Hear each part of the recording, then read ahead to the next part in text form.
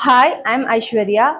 I'm doing Advanced Diploma in Montessori and Primary Education in Wonderbees Montessori Training Institute. I have applied for BSS and WSC certificate. Thank you. Hi Cookies, today we are going to see a new topic called a water cycle, the water cycle. So do you know where a water comes from? Do you know where water comes from? Any answers? Sea, lake, then rain, ice. Yes, good. So today I am going to teach about a water cycle. So how a water surrounds the earth. Okay, so the water is the main thing for a human life or for a human being or a living organism. Water is very essential. So now we are going to see how water is formed. Okay, so as everyone know, sea. Okay, so this is a collection of water where water are collected. So this is a collection of water where waters are collected. So through sun, the water gets evaporated. Through sun, the water gets evaporated. So after evaporation, what happens? So after evaporation, the water goes up to the sky and it get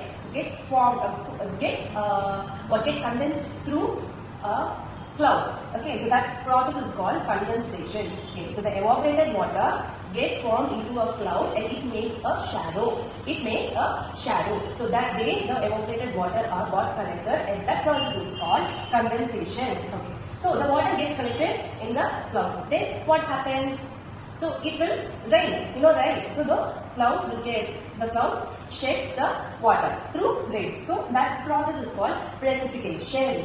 So the clouds, the stored water of precipitation, the water comes down to the earth and it is collected by a water bodies called rivers, lakes, ponds, and finally goes to sea. That process is called transpiration. See this? Okay. So the water is collected here. This place is called collection of water. It gets evaporated. That process is called evaporation. The water gets evaporated through sun, and the water gets evaporated, and it is stored in a clouds. That process is called condensation. And the clouds, after some time, the clouds shreds the water through rain or snow. That process is called precipitation, and the water reaches the earth, and it is stored in a forms called lakes, rivers, ponds, and sea. That process is called transpiration. I hope you understand the concept called water cycle. Thank you.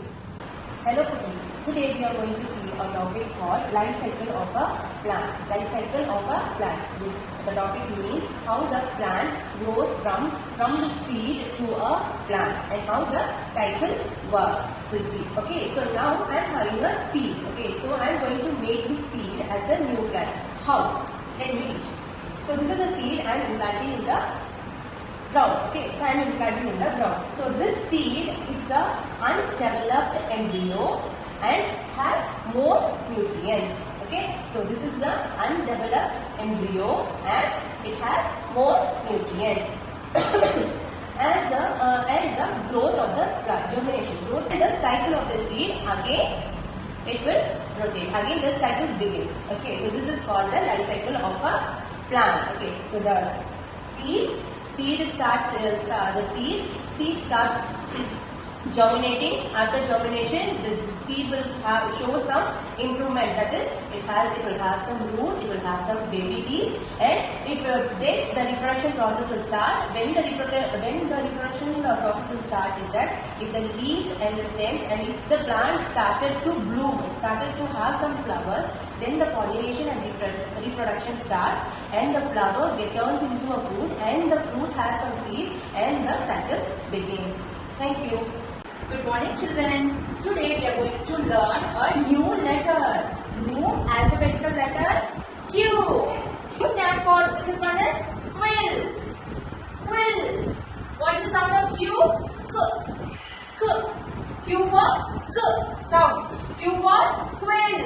Q for question mark. See, I have some different types. See, Q for queen. Q for queen. K. The sound of Q is K. Queen. Quilt. The sound of Q is K.